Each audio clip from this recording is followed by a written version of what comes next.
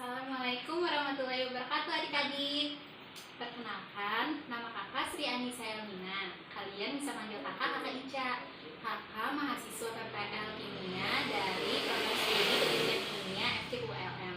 Untuk beberapa waktu ke depan, kakak yang akan mengajar di kelas kalian. Semoga kita bisa akrab ya. Semoga juga kita bisa bekerja sama dalam pembelajarannya. Jadi hari ini kita akan mempelajari tentang senyawa hidrokarbon. Tujuan pembelajaran pada hari ini yang diharapkan untuk dicapai oleh peserta didik yang pertama adalah peserta didik mampu memahami perbedaan antara senyawa organik dan senyawa anorganik.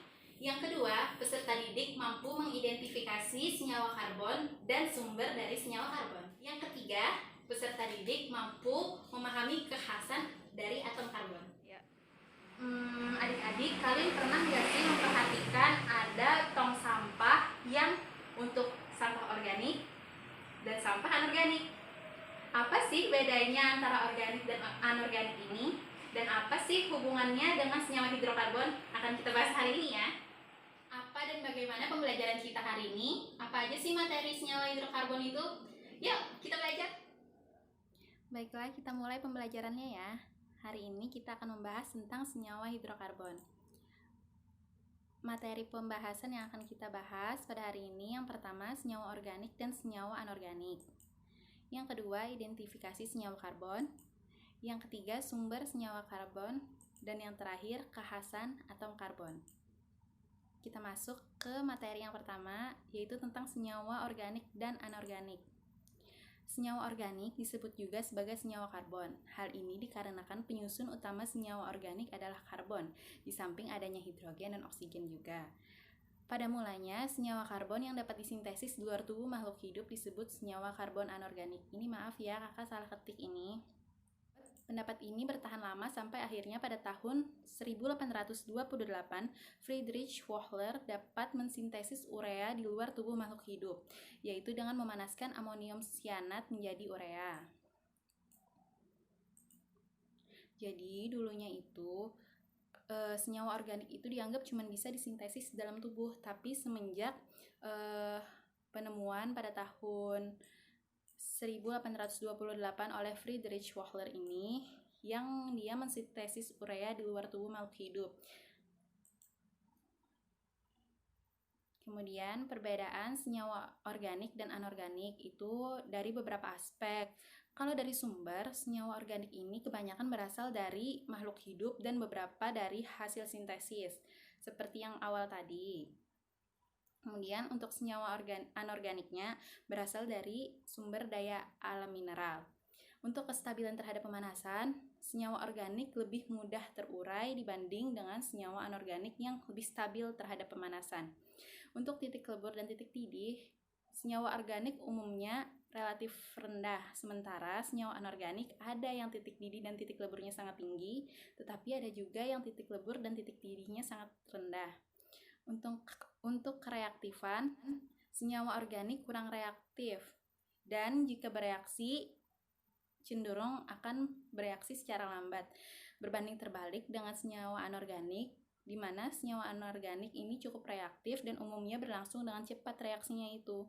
Untuk struktur sendiri, senyawa organik mempunyai rantai atom karbon dan senyawa anorganik ini tidak mempunyai rantai atom karbon.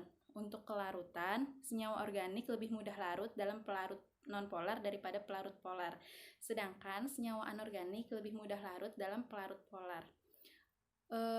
Untuk keelektrolitan, senyawa organik umumnya lebih bersifat non-elektrolit, sementara senyawa anorganik lebih bersifat elektrolit. Untuk ikatan sendiri, senyawa organik berikatan kovalen, sementara senyawa anorganik berikatan ionik. Kita lanjut ke identifikasi senyawa karbon. Identifikasi apakah suatu bahan atau zat merupakan senyawa karbon atau tidak dapat dilakukan dengan membakar bahan tersebut. Apabila setelah dibakar, pembakaran itu menghasilkan jelaga atau karbon atau yang dapat kita sebut sebagai arang, maka itu pembakaran yang tidak sempurna. Sementara jika pembakaran itu sempurna, maka pembakaran itu akan menghasilkan gas karbon dioksida atau CO2. Keberadaan gas karbon dioksida dapat diketahui dengan cara mengalirkannya ke air larutan kapur atau air barit. Apabila senyawa yang dibakar sempurna merupakan senyawa karbon, maka akan menghasilkan gas karbon dioksida. Nah, penghasilan gas karbon dioksida ini akan menyebabkan air kapur atau air barit akan menjadi keruh. Jadi di sini nanti di sini adalah zat yang ingin kita identifikasi. Misalkan nih, kita mau mengidentifikasi suatu alkohol itu merupakan senyawa karbon atau bukan. Nanti di dalam sini kita masukkan alkohol yang ingin kita identifikasi. Kemudian sampel yang kita masukkan tadi itu dipanaskan atau dibakar. Nanti dia mengalir ke sini. Nah, air kapur ini nanti kan dia menguap nih. Masuklah uapnya ke sini. Nanti kalau misalkan dia menghasilkan gas karbon dioksida dari uapnya tadi, maka ia akan menyebabkan air kapur ini yang ada di sini itu menjadi keruh. Seperti itu. Kalau dia menjadi keruh, berarti dia menghasilkan gas karbon dioksida yang menyatakan bahwa senyawa yang kita deteksi itu merupakan senyawa karbon. Selanjutnya, sumber senyawa karbon. Yang pertama adalah makhluk hidup. Makhluk hidup di sini termasuk tumbuhan, hewan, dan manusia. Karena di dalam tubuh kita ini sebenarnya banyak sekali senyawa karbon, seperti karbohidrat, protein, lemak di dalamnya itu. Yang selanjutnya adalah batu bara. Batu bara ini merupakan hasil pelapukan dari tumbuhan yang berlangsung secara beribu-ribu dan berjuta-juta tahun yang lalu. Gitu. Jadi karena makhluk hidup, tumbuhan termasuk makhluk hidup kan. Nah, makhluk hidup ini mengalami pelapukan menjadilah batu bara gitu. Nah, berarti kan batu bara ini juga mengandung banyak sekali senyawa karbon. Yang terakhir, minyak bumi dan gas alam. Selanjutnya adalah kekhasan atom karbon. Yang pertama, atom karbon mempunyai nomor atom 6 dengan 4 elektron valensi. Keempat elektron valensi itu dapat membentuk pasangan elektron bersama dengan atom lain membentuk ikatan kovalen. Jadi biasanya ikatan-ikatan yang dibentuk dari atom C ini disebut dengan tangan dari atom karbon. Jadi biasanya itu ditandai dengan garis gitu. Jadi ada 4, ada yang di atas, di bawah, di samping kanan, dan di samping kiri. Nanti akan ada contohnya, akan kakak jelaskan ya. Selanjutnya, kekhasan atom karbon yang atom karbon dengan keempat tangan itu dapat membentuk rantai atom karbon dengan berbagai bentuk dan kemungkinan. Setiap kemungkinan menghasilkan satu jenis senyawa. Semakin banyak kemungkinan, semakin banyak pula jenis senyawa yang bisa dibentuk oleh atom karbon. Beberapa kemungkinan rantai atom yang dapat dibentuk dapat dikelompokkan menjadi 2, yaitu jumlah ikatan dan bentuk rantai. Nah, jumlah ikatan ini ada ikatan tunggal. Nah, ini yang kakak bilang tangannya tadi ya, garis-garis ini. Nah, karena dia ini atom C-nya berikatan satu pasang ikatan, jadi ini namanya ikatan tunggal. Nanti ada yang ikatan terangkap 2 seperti ini. Jadi tangannya ini tetap 4 ya, ini 1, 2, 3, 4 yang ikatan tunggal. Yang ikatan rangkap 2 juga 1, 2, 3, 4. Tiap atom C itu punya 4 tangan. Ini yang rangkap 2 dan ada lagi satu yang rangkap 3. Tangannya juga tetap 4 ya, 1, 2, 3, 4 gitu. Selanjutnya bentuk rantai. Ada yang rantai terbuka atau yang namanya juga alifatis. Rantai terbuka ini ada 2 lagi. Ada rantai yang tidak bercabang. Nah, rantai 2 ini antar atom C itu tidak berhubungan satu sama lain, tidak membentuk suatu hubungan melingkar gitu. Seperti ini, dia memanjang gitu kan. Ini rantai yang tidak bercabang. Ada juga rantai yang bercabang seperti ini. Dia ada yang mendatar, ada yang menurun gitu kan. Dia itu kayak bercabang-cabang. Kemudian rantai tertutup atau siklis.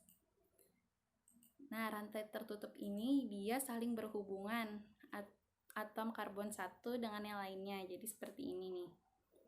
Dia itu bikin suatu kelompok tertutup gitu loh. Terus ini senyawa aromatis. Biasanya kalau seperti ini namanya benzena. Selanjutnya, kekhasan atom karbon.